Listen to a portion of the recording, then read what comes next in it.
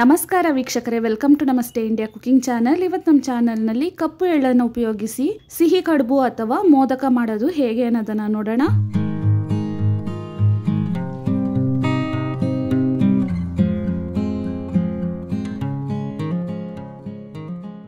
ಮುಕ್ಕಾಲು ಕಪ್ ಕಪ್ಪು ಎಳ್ಳು ಎಷ್ಟು ತಗೊಂಡಿದ್ದೀನೋ ಅಷ್ಟೇ ಬೆಲ್ಲವನ್ನು ತುರಿದಿಟ್ಕೊಂಡಿದ್ದೀನಿ.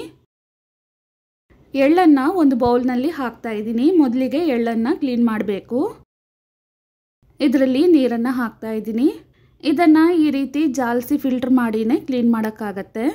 ನೀರೆಲ್ಲ ಈ ಪಾತ್ರೆಗೆ ಬಂದಮೇಲೆ ಮೇಲಿರುವ ನೀರನ್ನು ಮಾತ್ರ ಅದೇ ಪಾತ್ರೆಗೆ ಮತ್ತೆ ವಾಪಸ್ ಚೆಲ್ಲಿ ಈ ರೀತಿನೇ ಎಳ್ಳು ಪೂರ್ತಿಯಾಗಿ ಇನ್ನೊಂದು ಪಾತ್ರೆಗೆ ಬರೋವರೆಗೂ ಜಾಲಿಸ್ತಾ ಇರಬೇಕು.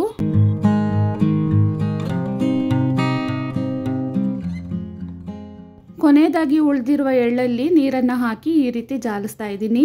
ನೋಡಿ, ಪಾತ್ರೆಯ ತಳಭಾಗದಲ್ಲಿ ಎಷ್ಟೊಂದು ಮಡ್ಡಿ ಉಳ್ಕೊಂಡಿದೆ. ಇದನ್ನು ಚೆಲ್ಬಿಟ್ಟು ಎಳ್ಳನ್ನು ಒಂದು ಬಾರಿ ತೊಳೆದು ಅದನ್ನು ಡ್ರೈ ಮಾಡಿಟ್ಟಿದ್ದೀನಿ. ಕಡಾಯಿನಲ್ಲಿ ಕ್ಲೀನ್ ಮಾಡಿರುವ ಎಳ್ಳನ್ನು ಹಾಕಿ ಇದು ಚೆನ್ನಾಗಿ ಸಿಡಿಯೋವರೆಗೂ ಡ್ರೈ ರೋಸ್ಟ್ ಮಾಡಬೇಕು. ನೋಡಿ, ಈ ರೀತಿ ಆದಮೇಲೆ ಸ್ಟವನ್ನು ಆಫ್ ಮಾಡಿ ಇದನ್ನು ಒಂದು ಮಿಕ್ಸಿ ಜಾರ್ನಲ್ಲಿ ಹಾಕ್ತಾ ಇದ್ದೀನಿ. ಇದರಲ್ಲೇ ಬೆಲ್ಲವನ್ನು ಹಾಕಿ ಇವೆರಡನ್ನು ನುಣ್ಣಕ್ಕೆ ಪುಡಿ ಮಾಡ್ಕೊಳ್ತಾ ಇದ್ದೀನಿ. ಒಂದು ಕಡಾಯಿನಲ್ಲಿ 1 ಕಪ್ ನೀರನ್ನು ಹಾಕ್ತಾ ಇದ್ದೀನಿ. ಒಂಚೂರು ಉಪ್ಪು, 1 ಸ್ಪೂನಷ್ಟು ಸನ್ಫ್ಲವರ್ ಆಯಿಲ್. ನೀರು ಚೆನ್ನಾಗಿ ಕುದಿಬೇಕಾದ್ರೆ ಯಾವ ಕಪ್ನಲ್ಲಿ ನೀರನ್ನು ತಗೊಂಡಿದ್ದೀನೋ ಅದೇ ಅಳತೆಗೆ ಹಸಿ ಅಕ್ಕಿ ಹಿಟ್ಟನ್ನು ಹಾಕ್ತಾ ಇದ್ದೀನಿ. ಒಂದ್ಸಲ ಚೆನ್ನಾಗಿ ಮಿಕ್ಸ್ ಮಾಡಿ ಸ್ಟವ್ ಅನ್ನು ಆಫ್ ಮಾಡಬೇಕು.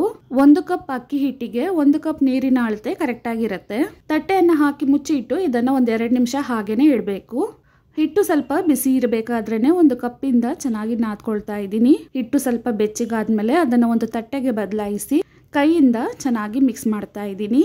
ನಾವು ಹಿಟ್ಟನ್ನು ಎಷ್ಟು ಚೆನ್ನಾಗಿ ನಾದ್ಕೊಳ್ತೀವೋ ಅದೇ ರೀತಿ ಮೋದಕ ಅಥವಾ ಕಡುಬು ಬಿರುಕು ಬಿಡದೆ ಚೆನ್ನಾಗಾಗತ್ತೆ. ಇವಾಗಾಗಿದೆ, ಇದನ್ನು ಉಂಡೆಗಳನ್ನಾಗಿ ಮಾಡ್ಕೊಳ್ತಾ ಇದ್ದೀನಿ.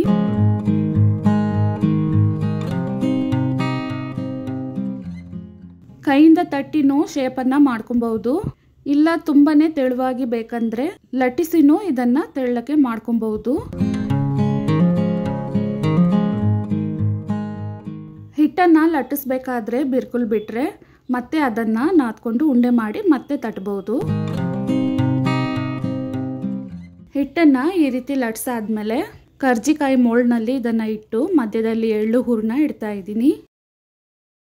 ತುದಿಗಳಲ್ಲಿ 1 ಹನಿ ನೀರನ್ನು ಸವರಿ ಅದನ್ನು ಮುಚ್ತಾ ಇದ್ದೀನಿ. ಅಕ್ಕಿ ಹಿಟ್ಟು ಸಾಫ್ಟ್ ಆಗಿರುತ್ತೆ, ನಿಧಾನಕ್ಕೆ ತೆಗಿಬೇಕು.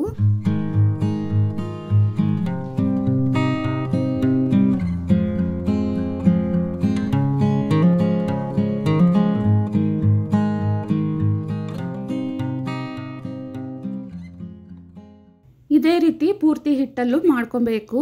ಇದಾದ್ಮೇಲೆ ಇದನ್ನ ಹಬೆನಲ್ಲಿ ಬೇಯಿಸಬೇಕು. ಇಡ್ಲಿ ಪಾತ್ರೆ ಅಥವಾ ಸ್ಟೀಮರ್ ಪಾತ್ರೆಯಲ್ಲಿ ಬೇಯಿಸಬಹುದು.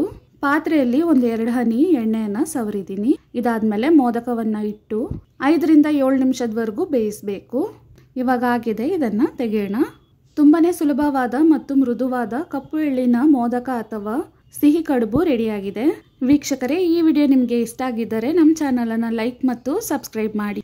ಧನ್ಯವಾದಗಳು.